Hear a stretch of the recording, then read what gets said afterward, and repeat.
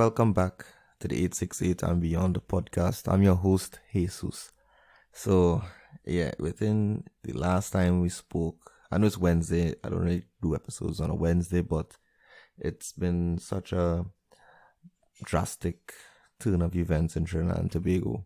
Because as of today, the 18th of March 2020, there are 7 reported cases of the coronavirus, the COVID-19. Now, the government states that all of them are persons who travel into the country. However, I won't say we are panicking. A lot of people are scared. A lot of people are uncertain as to what will happen. But as the episode title, we will survive. And this isn't just for Trinidad and Tobago alone. This is for everyone, wherever in the world you may listening to this episode. Hopefully it's if you're listening to it a year from now, things are a lot better, and the COVID-19 was just a point in humanity, in civilization, where we understood and to be better prepared for certain things like these, or they can never be fully prepared. But however, as of right now, whatever situation your country may be, whether it's 100,000 cases or it's 3 cases, it will get better. We will survive. We just have to take heed to the instructions, to the guidelines, to the rules that we have to maintain and to minimize the spread of this disease. Now, you may not show symptoms. You may be a carrier, and you may carry it into someone who, and if they get it, it could be deadly for them. And that's why certain measures are in place in this country as of right now. It went in place from the 17th of March. And some of them, no social gatherings over 25, places like bars, malls, cinemas, etc. are being advised to not have, well, they are closed, but in the social aspect of it, people want to go by their friends, their families, and it's been advised to not have them over 25 people. The borders have been closed. No ships, no boats, no yachts, no planes, no entries to non-nationals. There are certain guidelines, I believe, specific guidelines for persons who are not nationals to enter the country, but that's the guidelines. They didn't explain it to us, but they will have their guidelines for that. Right, and these things, again, these were put in place to help reduce the spread of the virus. Now, we all know there will always be persons who believe, whether through ignorance or arrogance, that it won't affect them, or it won't affect this country. Because we have a saying in Trinidad that God is a tree, so he won't, nothing bad will happen to us. And that's a very ignorant way to think of it. Not because things haven't happened to us before. With earthquakes and hurricanes, we've been spared a brunt of it. Doesn't mean that it will always be so. I honestly hope that this thinking changes. I honestly hope that these people who continue to gather as normal, just take a look at Italy. I mean, it's been devastating what happened in Italy. It's ridiculous. They went from 2 cases to thousands of deaths in the span of about 2 weeks, 2 to 3 weeks. And it's better to over-prepare for this disease, better to be ahead of the curve, take all precautions, wash our hands vigorously, be as skeptical to persons who are coughing. And I mean, don't shun them, but advise them at the proper procedure, how to do certain things, if they feel certain ways, if they show certain symptoms, to contact the Ministry of Health, and than to underestimate it and believe that it's going to be okay and we'll be all right.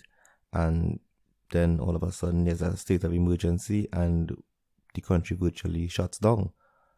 Because Tuesday I was on work, and I worked from the night into the morning, and the normal hustle and bustle of the road, the main road, it wasn't there because schools closed. Schools have been closed until the 20th of April. And the normal hustle and bustle you see in the morning with taxis and the maxis and the buses, it wasn't there because schools closed, teachers are home, children are home. Some parents who can't afford or don't have anyone to see about their children have been afforded that time to stay home, and it's you can see the effects worldwide as well. When you look at certain areas in China, you look at Singapore, you see in Italy as well too. You see how the streets are deserted. Dolphins have started to come back in certain areas in Venice that they weren't there for about over 20 years, 25 years. So you're seeing where certain things are happening that we haven't seen in a while. This is unprecedented, something like this, in my lifetime at least, in my lifetime, where something like this has happened. It's surreal. It's weird. I'm not going to say it's scary. I'm not talking about the virus. I'm talking about how the outside world is when you're inside looking out now.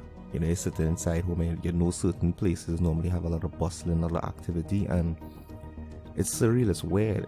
It's almost out of a movie. You're not seeing movement. Place just it has a stillness to it in the night time. So we will survive this.